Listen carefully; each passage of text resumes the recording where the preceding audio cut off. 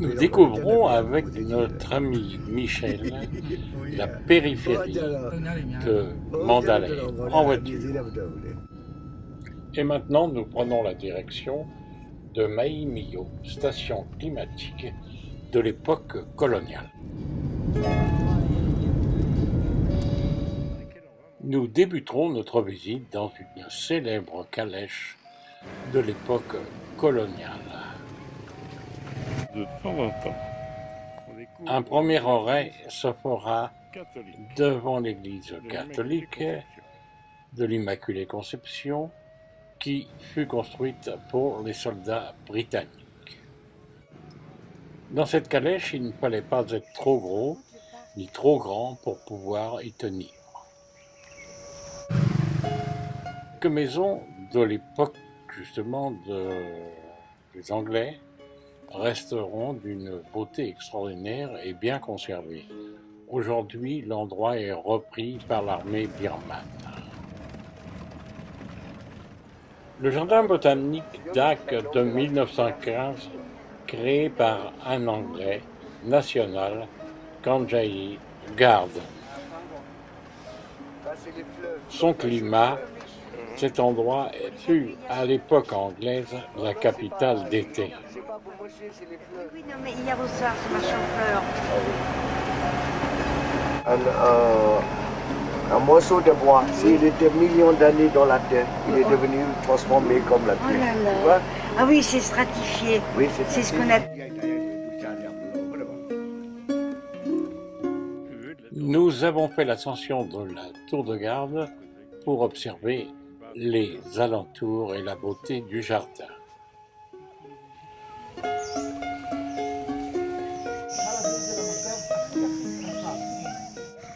Même les moines s'y promènent, ça doit être un endroit pour la méditation.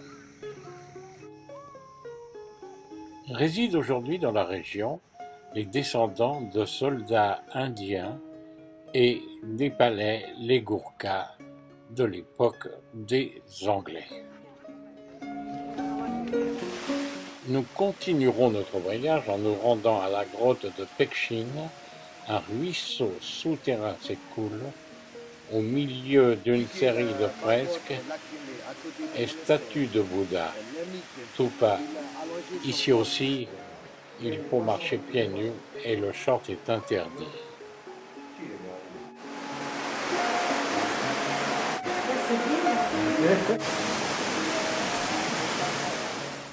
Et sans problème coexistent le bouddhisme et le catholicisme.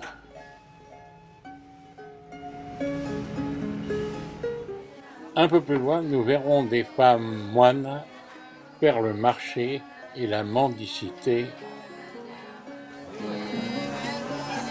Ici, bouddhiste du grand véhicule, c'est un temple chinois.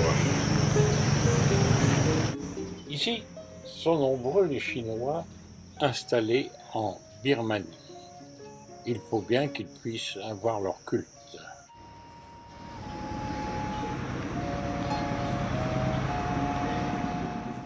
Légèrement différent du bouddhisme birman.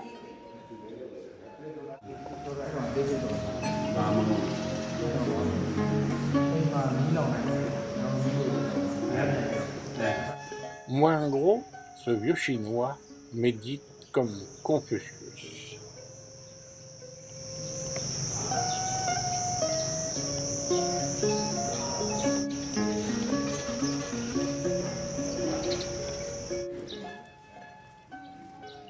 Un bonjour échangé avec des Chinois.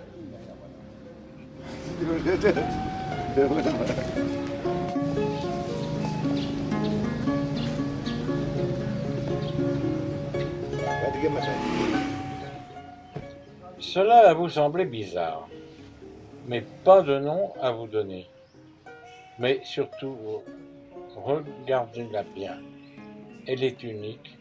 Peut-on l'appeler nid d'abeille? Nous n'avons pas compté le nombre de niches où Bouddha est représenté. que ça.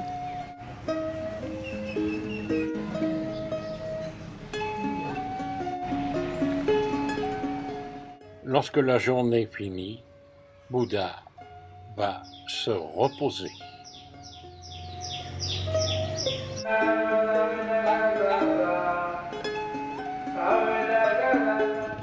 Cet après-midi, 23 février, nous sommes sur le fleuve Irrawaddy, à destination de Minguin.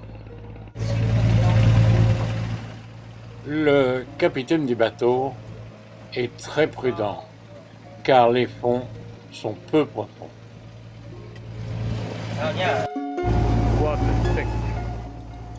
L'Irrawaddy prend sa source en Himalaya pour finir de se jeter dans la mer d'Andaman.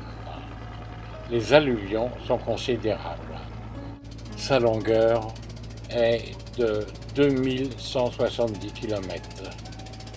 La haute vallée de l'Irrawaddy a le record de pluie, près de 11 mètres.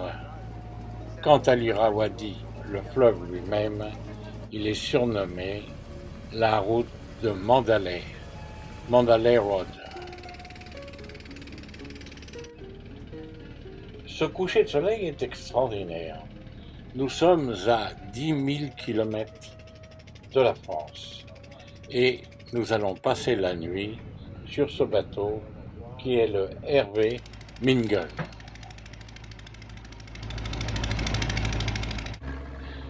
Nous avons couché sur ce bateau, ce qui nous permettra d'être de très bonne heure cette nouvelle journée près de la ville de Mingun. Jusqu'à la petite Dagotte Blanc, hier soir on a montré. D'accord, oui. 1 km bien moins. Pas très loin.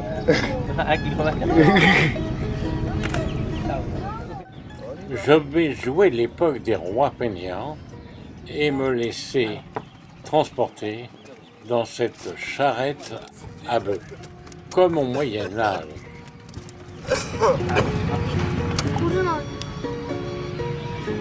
Donc c'est la La date de construction de ce bâtiment, 1790. À la 1790. Ici, la folie des grandeurs, Payamingum, devait être la plus grande stupa de la planète. Et aujourd'hui, c'est le plus grand tas de briques au monde. Le tremblement de terre en avait décidé autrement.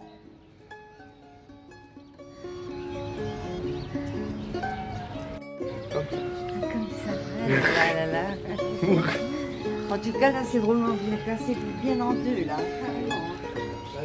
La différence de couleur tient surtout de l'exposition au soleil et à la pluie.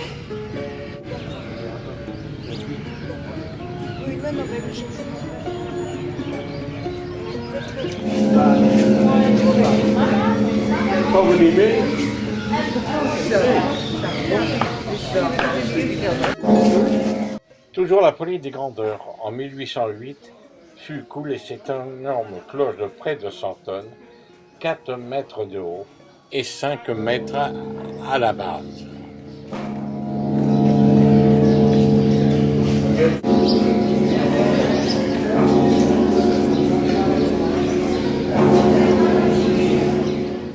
La Paya Innsbruck, construite en 1816. Pas la Mont Everest, c'est Mont Meru. Ah oui, le moment. Oui, ça existe. Oui, On n'a oui, jamais oui. vu. Oui, Bouddha, oui. il a dit que. Alors, c'est la Mont Meru où il est géographiquement Mont Meru, juste au milieu du monde, entouré avec les 7 chaînes de montagnes. Encore 7 océans. C'est littérature de bouddhisme par les cosmologiques. On a trouvé à l'architecte, grand architecte diamant, il a bien pensé pour son architecte. Il fait les 7 terrasses. Et cette terrasse.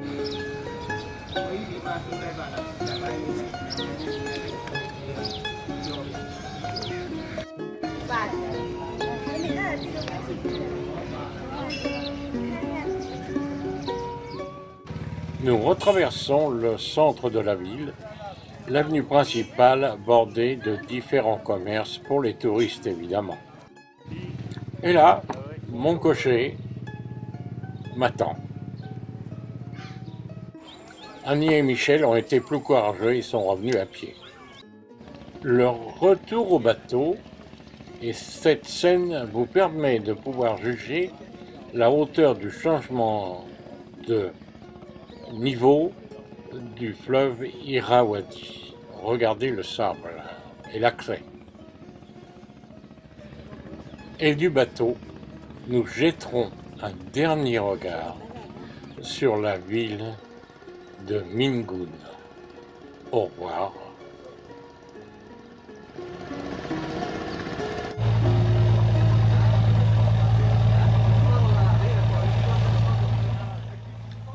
Et nous remonterons l'Irrawaddy en direction de Mandalay où nous débarquerons.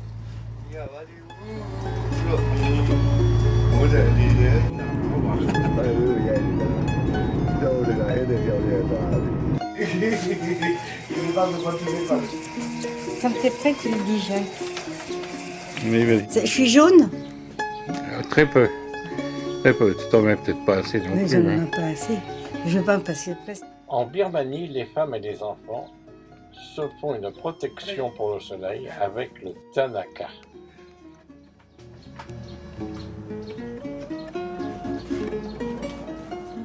Pour finir, le grand-père producteur de Tanaka. À bientôt.